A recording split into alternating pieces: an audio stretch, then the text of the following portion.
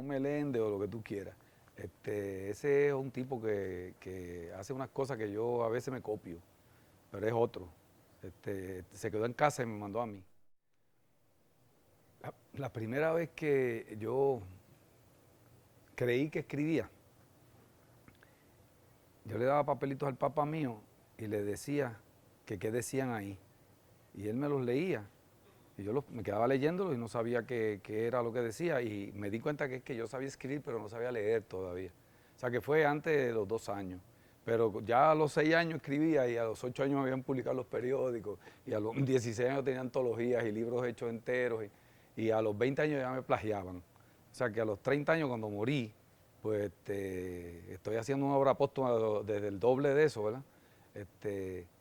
Y ahora escribo peor, claro. O sea, cuando era joven escribía mejor, obviamente. Pero llevo un rato en eso, ¿sabes? Como un par de vidas. Yo creo que la poesía es una parcela pequeña de la literatura. La literatura es una parcela pequeña de la cultura. La cultura es una parcela pequeña de la vida. La vida es una cosita en el planeta Tierra. El planeta Tierra es una cosa perdida en el infinito. Así es que lo menos que puede hacer un poeta es hacer todo lo que puede hacer un poeta, porque es muy poca la poesía. Hay que hacer todo lo que tú puedas, desde la poesía medida hasta la poesía sin medida, de la poesía loca hasta la poesía cuerda, de la poesía de recuerdo, de la confesión, hasta todo hay que hacerlo. Porque es algo bien pequeño dentro de la propuesta cultural humana.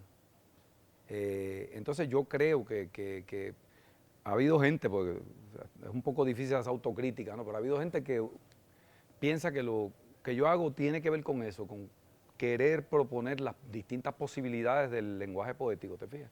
Entonces yo no me identifico más con una parte de lo que escribo que con otra. Son como los hijos, o sea, el feo y el bonito, el alto y tú los quieres igual, tú sabes.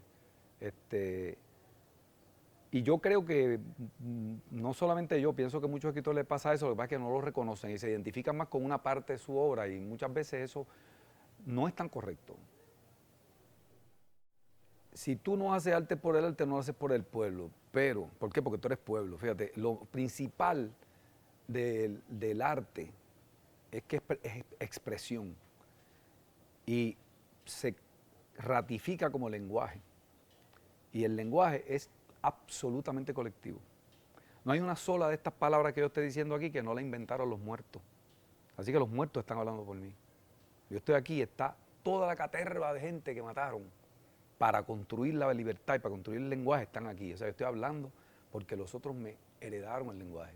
Así es que es imposible hacer una obra literaria genuina si tú no hablas para los otros.